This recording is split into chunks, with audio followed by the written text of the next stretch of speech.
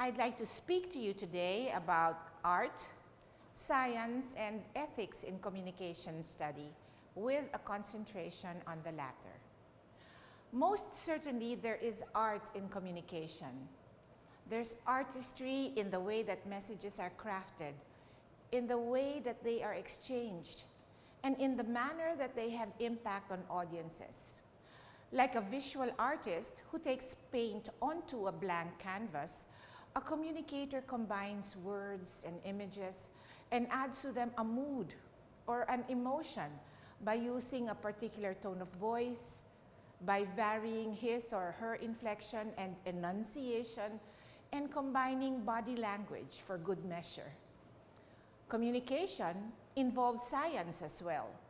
The scientific study of communication seeks to understand the functions, processes, and effects of human interactions in face-to-face and mediated contexts with a view to understand and possibly improve its effectiveness. The social scientific study of communication or communication research is systematic and planned.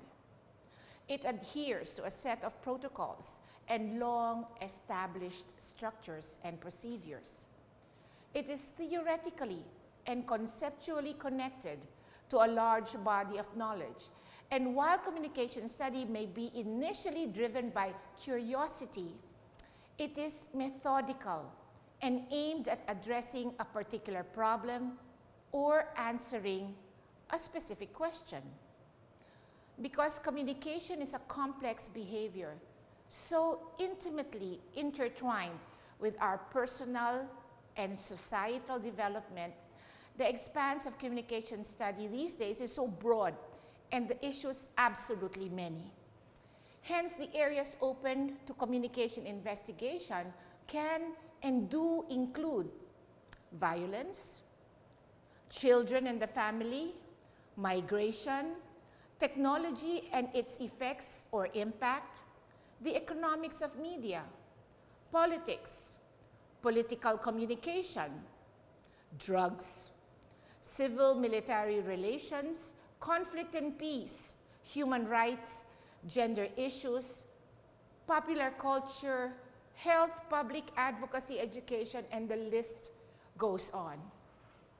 Given that communication is a broad-ranged area, it is not surprising that its body of theory has been built up from various social sciences, with psychology, anthropology, sociology, economics, and political science being at its prominent roots.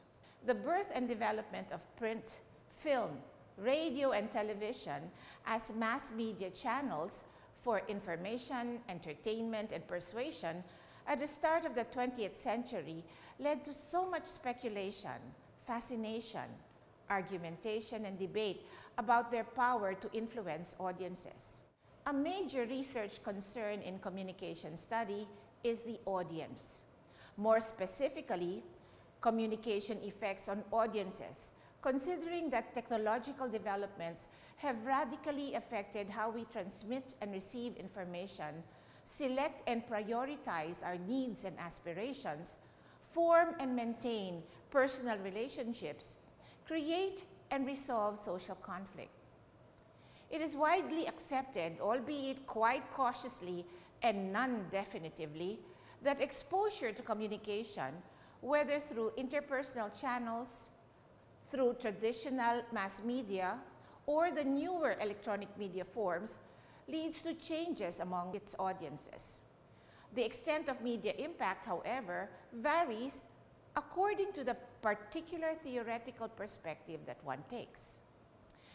It is in this context of studying audiences that I wish to focus on the ethical considerations in communication research. What is ethics? Ethics has to do with preserving and assuring that no harm is visited upon the participants who provide the information for the study, upon the researcher who undertakes the study. Moreover, that the research serves a greater good, the interest of a larger group or society itself. No harm, whether physical, and psychological, real or virtual. Many writers have noted that ethical norms are so ubiquitous, such that they could be regarded as simple common sense. However, if accepting what is right and wrong were nothing more than common sense, then why are there so many ethical disputes and issues in our society? So let's talk about ethics in communication research.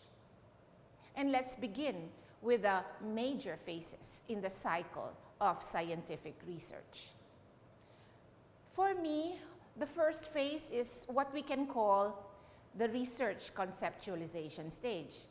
It's here that the problem is formulated, that objectives and goals are set, that the variables and measures are specified. The second phase is the data gathering or generation stage, during which observations are made, interviews are conducted, tests administered. The third is the data reduction and analysis phase. And the fourth, the interpretation, reporting, and utilization phase, which actually brings us back to the first phase.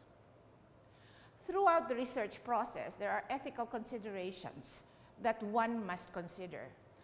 Let's consider the first phase, the data planning or conceptualization phase. This is where we do problem identification. Our problems of interest in communication verge from the controversial, sensitive, and even upsetting. For example, in a family communication study, you, as researcher, are keenly interested in how dialogue, discussion, and interaction between parents and children and among siblings may reduce or increase anxiety, a very relevant and important topic these days. But before you even completely conceptualize that problem, ask yourself these things. Do you have the qualifications to do such a study? Do you have a background in family therapy? Consider feasibility of access. Will there be families that will allow your entry? Then again, are you doing the study because your own family is a case study?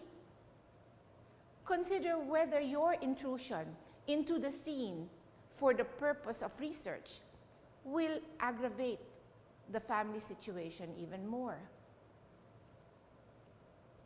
When it comes to reviewing the literature, a significant and important part of the conceptualization phase, consider the potential for plagiarism. As you go over various materials, you may become overwhelmed by the amount of studies to cite. Such exhaustion might lead to plagiarism.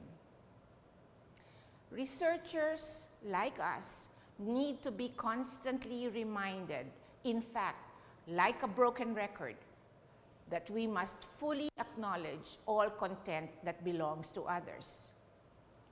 But then again, what about using instruments that already exist? Let's say in your study of the internet use and political participation, you stumble into an instrument to measure civic engagement, which lo and behold, is so appropriate for your own study. What do? Do you merely tweak the instrument, then cite the original as reference? Is that sufficient? Will that suffice as recognition of intellectual rights of the other? Before you do that, please consider writing the original author and getting permission from him or her. When it comes to developing the methodology for conducting your study, there are several things to consider. Among them, the respondents. Whom are you involving in your study? Are your research participants children, under the age of 18, maybe in their formative years between 5 and 12? Will they not need somebody's permission before they are involved in yours? Then, on the other extreme, are you involving people who are elderly? And what about those who have physical or mental challenges? Those who are in conditions of bereavement? Those who are prisoners? Consider access to them and the ethics of approaching them for purposes of your study. Then let's talk about sampling. And here, there are issues beyond the use of probability versus non-probability techniques. Discussing that would take longer than this session. So I leave that for another time. Consider sample size. And that's a normal question. How big or how small can the sample be? In quantitative research, a mistake in computing a required sample size may actually lead to errors or bias when analyzing the data. Then again, there are the gatekeepers. As gatekeepers, they do control access to those whom you include in your sample. Gatekeepers often control access to participants whom we are interested in. For example, in an organization, the managers control over access to employees. This has ethical implications because the power that such gatekeepers exercise over those individuals. For example, they may control what is granted or not to you, the researcher. They could coerce individuals into taking part in your research without your knowing it. And they may influence the nature of their responses. So consider these questions. Ask yourself, do I think that the participants are taking part voluntarily? Is their participation truly voluntary? How do I determine this? And if I am not sure about their voluntary participation, how can I take this into account when I analyze the data? Problems with gatekeepers affect the representativeness of the sample. Qualitative research designs are more likely to use non-probability sampling techniques, such as purposive sampling, and even quantitative research designs that use probability sampling can suffer from issues of reliability associated with gatekeepers. In the case of quantitative research designs using probability sampling, ask yourself whether the gatekeepers are giving you an accurate list of the population. Are they giving a complete list without missing out on potential participants? For example, those who can give a negative view of the organization. In the case of qualitative research designs using non-probability sampling, ask yourself whether gatekeepers are coercing participants. The right of refusal and bias impacts upon the data that you gather. People who refuse to take part in a study, which is incidentally their right, may introduce bias into a sample. You know very well that designing the sampling of a study takes a long and tedious process. However, during the fact of data gathering, and your first question to a respondent is, you may refuse to answer, you are actually inside praying that please don't, please cooperate, because your non-participation thwarts my entire analytical design. So how do you nicely tell respondents, you have the right to say no, but please don't? In the case of conflicts of interest, which can creep into a study without your being knowledgeable about it, consider whether your participants are your own relatives who can say no to you, your subordinates who of course will not say no to you, or your own colleagues who are just being nice to you. Let's now go to the second phase of research, data gathering or construction phase, and some of the ethical considerations that you might want to consider. First off, and still related to sampling, is the recruitment of research participants. Can you approach respondents in a public space? What impact will this have on the data that you collect? I'll tell you one story. In one of the research studies that I did using technology as a data gathering device, we had no problems recruiting participants, even in a crowded and public lobby of a mall. Using technology, and in this case a touch screen computer, drew many respondents to our booth, to such an extent that those who were not included in the sample wanted to participate in it. How do you politely tell them, you're not included in our sampling scheme? Nobody's going to accept that, right? So what we did the following day was to bring in 2 touch screens, one for the selected respondent and the other for those who insist in the research participation. They didn't know it, but we threw away that data. Now, when it comes to giving incentives, do you give incentives for data gathering? Is payment for participation in research ethical? Well, there are the positives and negatives of it. In focus group discussions, participants are normally given a token gift, whether these are in the forms of cash, gift certificates. Now, these are more or less allowable. But what about survey respondents? Do you pay them? How does that impact upon the data that they give you? What about when deception is involved, especially in cases of observation? When you cannot declare that you are actually there to observe data, what do? Well, invoke the greater good becomes problematic, right? Then there are issues of risks and hazards to you, the researcher.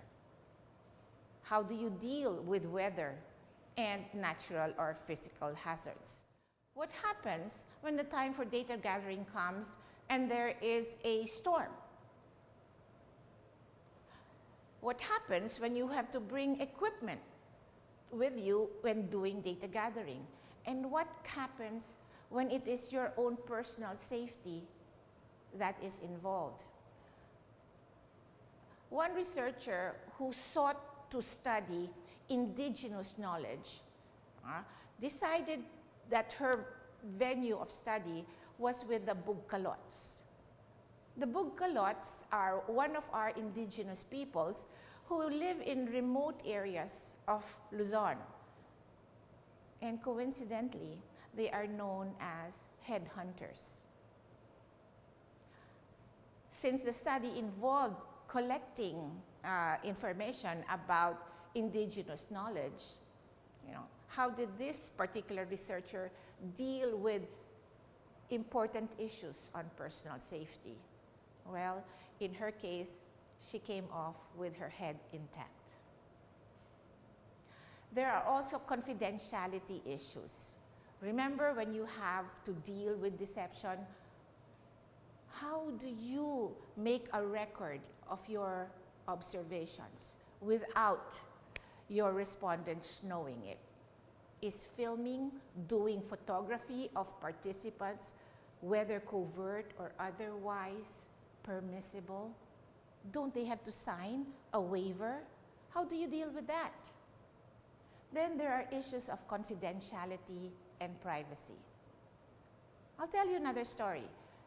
A student wanted to do the role of the elderly and family communication in situations of urbanizing communities. So the student set out, identified several families where there were elderly in the family.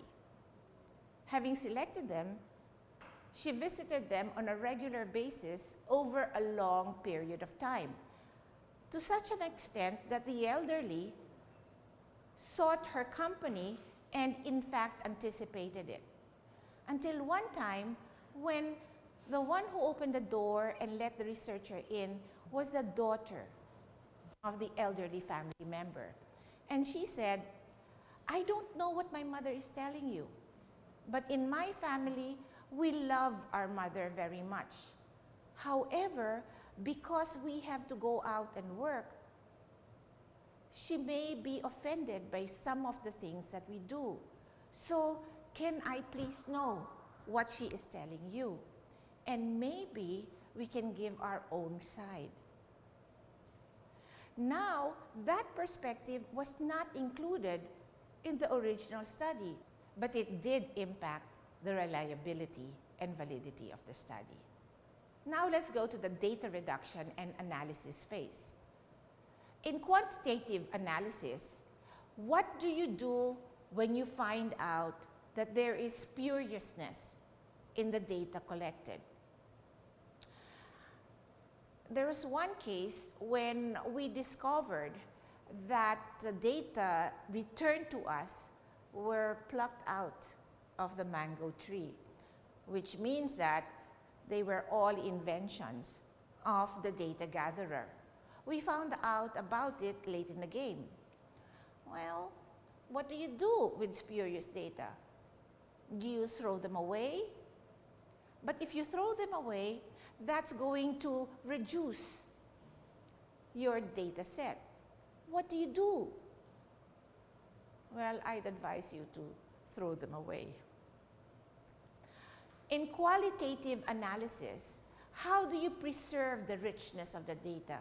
Provide details that would require disclosure of information and put at risk the anonymity of the data source, as well as the confidentiality that you had originally promised. During the last phase, the fourth phase of research, the interpretation, reporting, and utilization phase, again, there are issues of ethics that you should consider. How do you report your findings with complete honesty?